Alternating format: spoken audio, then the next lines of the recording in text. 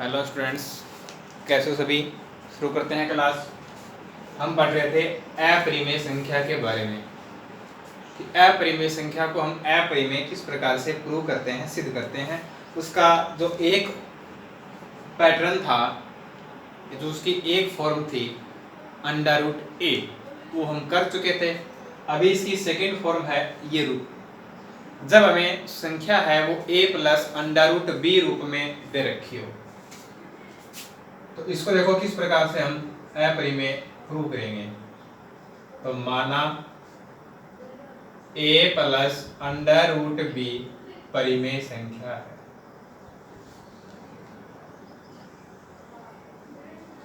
अब ये परिमेय संख्या है तो हम क्या कर सकते हैं, इसे p बटा q रूप में लिख सकते हैं।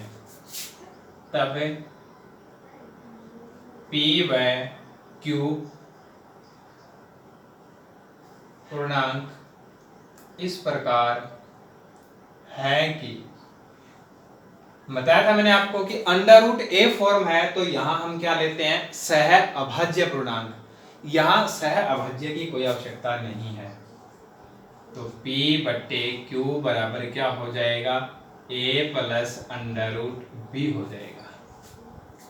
अब इसको हम सोल्व करेंगे, तो सोल्व करने के लिए हमें ज्यादा कुछ करने की आवश्यकता नहीं है। LHS में हमें वो भाग रखना है जिसपे अंडर रूट लगा हुआ है, तो इसको हम लिख देंगे under root B equal to P upon Q minus A. ठीक है।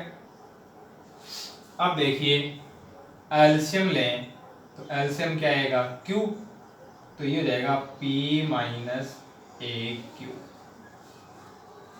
अब देखो a p q R H S में क्या क्या है, a है, p है, q है। अब ये सब है वो क्या है, पूर्णांक है।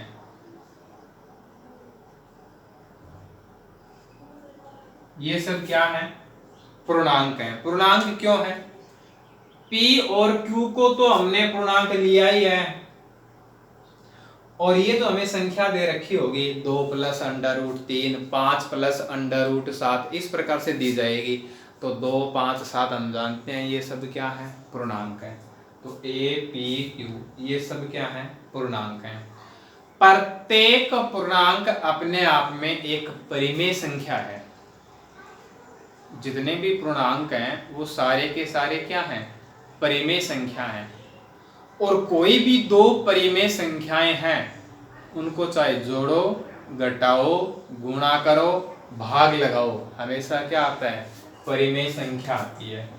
तो इसका मतलब तो ये हो गया ना कि p माइनस ए क्यू बट्टे क्यू क्या है,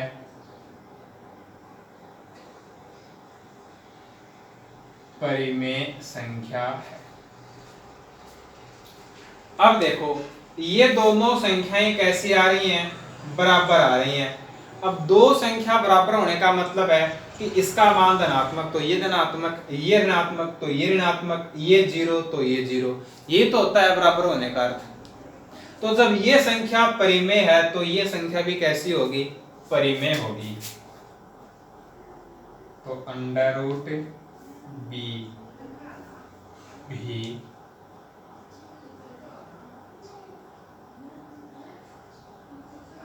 परिमेय संख्या है। अब देखो यहाँ पे अपने को क्या मिलेगा, under root 2, under root 3, under root 5, under root 7, under root 11, इस प्रकार की एक संख्या मिलेगी। तो हम जानते हैं कि अंडर रूट 2, अंडर रूट 3 ये सब कैसी हैं, अपरिमेय है। यहाँ हमें क्या मिल रहा है कि ये परिमेय है, जबकि हम जानते हैं कि ये क्या है, अपरिमेय। इसका मतलब ये क्या है, विरोधाभास है। यह है विरोधाभास है। और ये विरोधाभास क्यों है, क्योंकि हमने जो कल्पना की है वो गलत है। तो इसका मतलब ये हो गया कि a plus under root b क्या है,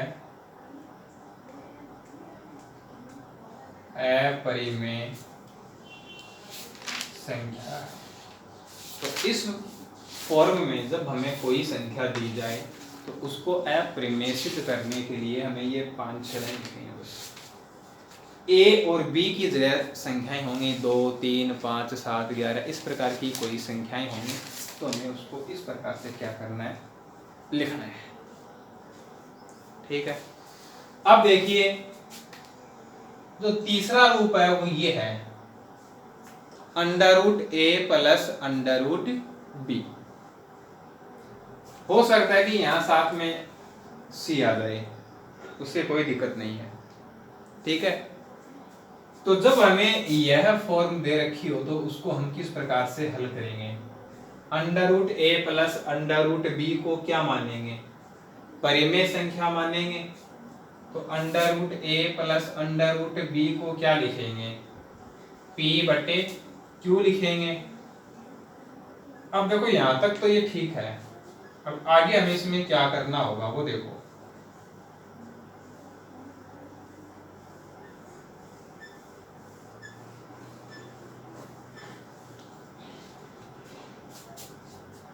हमने क्या किया था कि जिस पे रूट लगा हुआ था उसको हमने LHS में रखा था। यहाँ तो दोनों पे रूट है, दोनों पे रूट है तो किसी भी एक संख्या का क्या कर दो, पक्षांतन कर दो। अब हम इसको सरल करेंगे। सरल करने के लिए क्या करना है, दोनों भागों का स्क्वायर कर दो।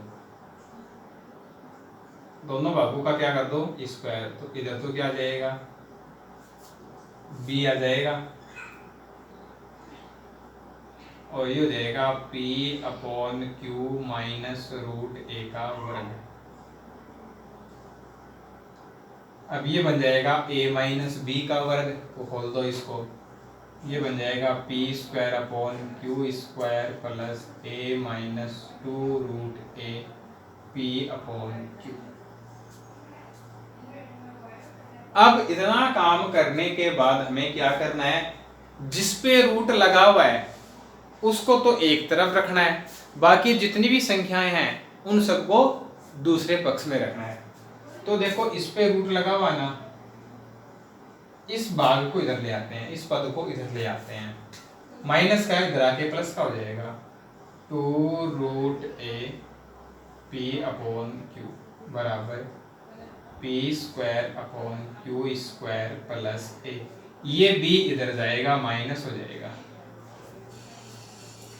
अब हमें LHS में सिर्फ क्या रखना है, जिस पे रूट लगा हुआ है उसको रखना है, यानी √a को ही रखना है, 2 को भी हटाना है और p/q को भी हटाना है। इसको यदि हम सरल करें तो देखो एलसीएम आ जाएगा q², तो ये बन जाएगा p² plus aq² minus bq²। तो √a बराबर 2p/q का पक्षांतर करेंगे तो ये q/2p हो जाएगा और इनटू में है p² प्लस q² कॉमन लेके इसको हम एक साथ ही लिख लेते हैं। ठीक है, ऐसा ही लिख लेते हैं, इसको अलग अलग रहने दो, इसको एक साथ ही रख लो, ऐसे लिख लेते हैं इसको a minus b into q²। एक q कैंसिल हो जाएगा, √a equal to p² plus q² into a minus b/2pq ये आ जाएगा। अब देखो इसमें क्या क्या आ रहा है, RHS में 2pq a माइनस b, या a b को चाहे अलग अलग लिख लो।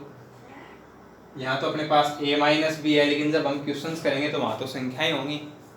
अब ये सारे के सारे क्या हैं, पूर्णांक हैं। जब ये सभी पूर्णांक हैं तो p² plus q² a minus b/2pq ये एक परिमेय संख्या होगी।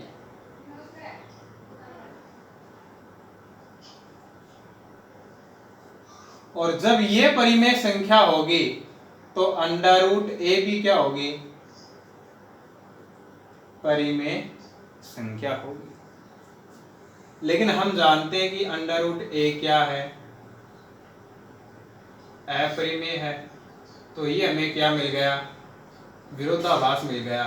और ये विरोधाभास हो गया तो इसका मतलब क्या हो गया कि अंडर रूट ए प्लस अंडर रूट बी क्या है, अपरिमेय है। तो ये तीन फॉर्म होते हैं इसकी, इन तीन में से हमें कोई एक फॉर्म मिलेगी। ठीक है, तो अब हम क्या करेंगे, इस पे क्वेश्चंस लेंगे। तो शुरू करते हैं एक्सरसाइज 2.3।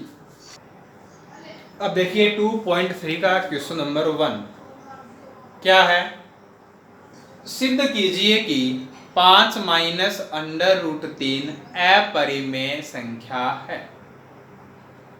5 माइनस रूट 3 को क्या करना है, अपरिमेय सिद्ध करना है। तो देखो ये कौन सा रूप हो गया, हमने 3 रूप पढ़े हैं, तो ये कौन सा रूप है, दूसरा रूप है। ठीक है, करते हैं इसको।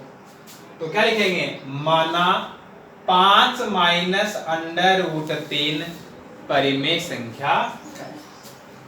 अब 5 माइनस अंडर रूट 3 परिमेय संख्या है, तब हम क्या करेंगे, दो पूर्णांक p व q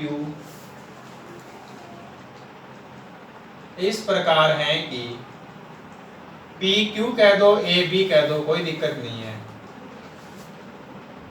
5 माइनस अंडर रूट 3 बराबर क्या है, p अपॉन q है।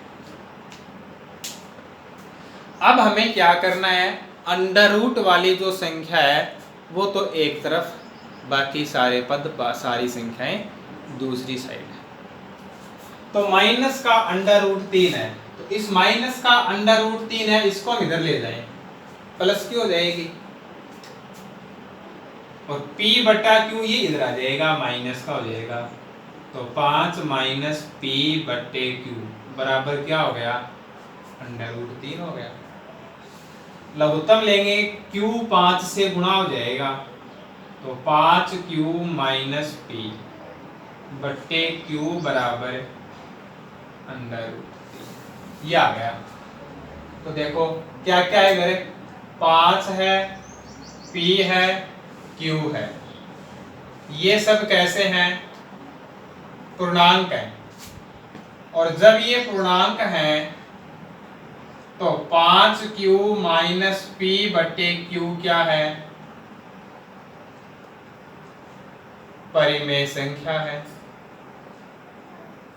और जब ये परिमेय संख्या है तो ये दोनों तो बराबर है, ये भी क्या होगी, परिमेय संख्या।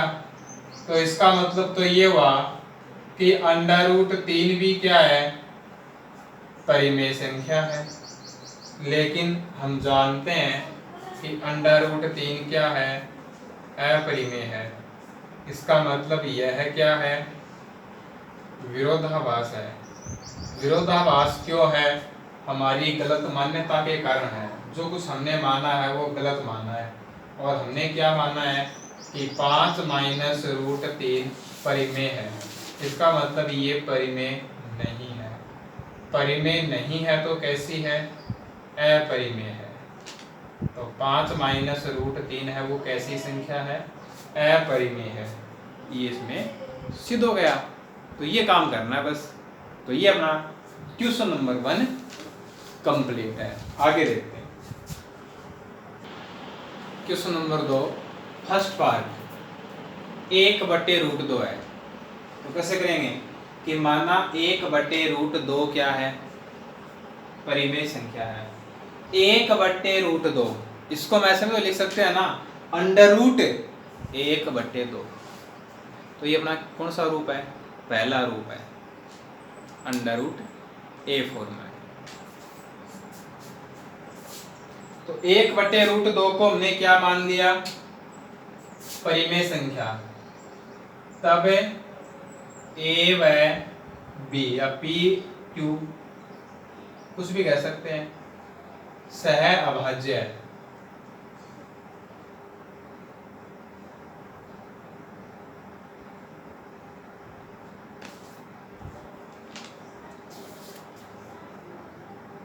पूर्णांक इस प्रकार है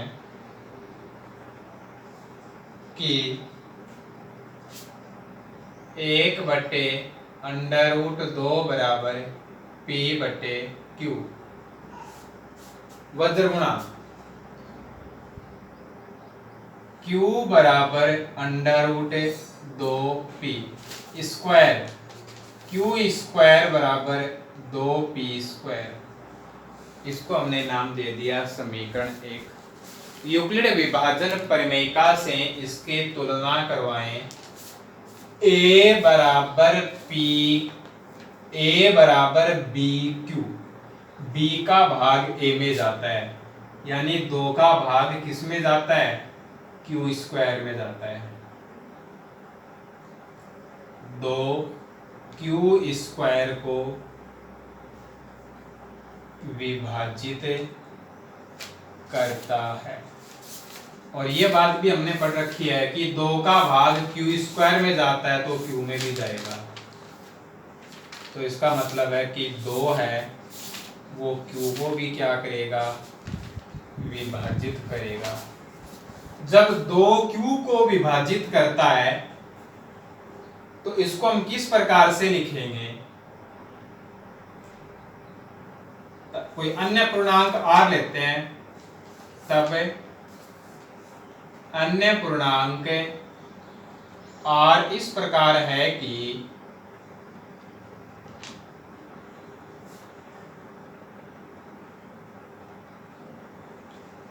Q बराबर 2R, ऐसे लिखेंगे। 2 का भाग किस में जाता है?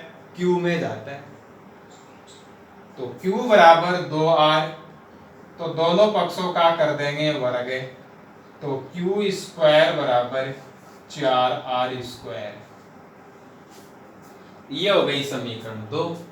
अब देखो समीकरण 1 और समीकरण 2, दोनों समीकरण में किसका मान मिलेगा अपने को? Q स्क्वायर का। तो दोनों मान कैसे हो गए? बराबर हो गए। तो 2P स्क्वायर बराबर 4R स्क्वायर। 2 से 4 कट जाएगा 2 बार, तो P स्क्वायर बराबर क्या हो गया? 2R स्क्वायर हो गया। अब यहां से हम क्या कह सकते हैं? 2 का भाग किस में जाता है? P स्क्वायर में जाता है।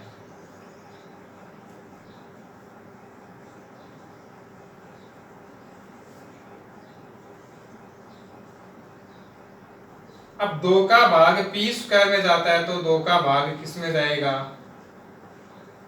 P में भी जाएगा।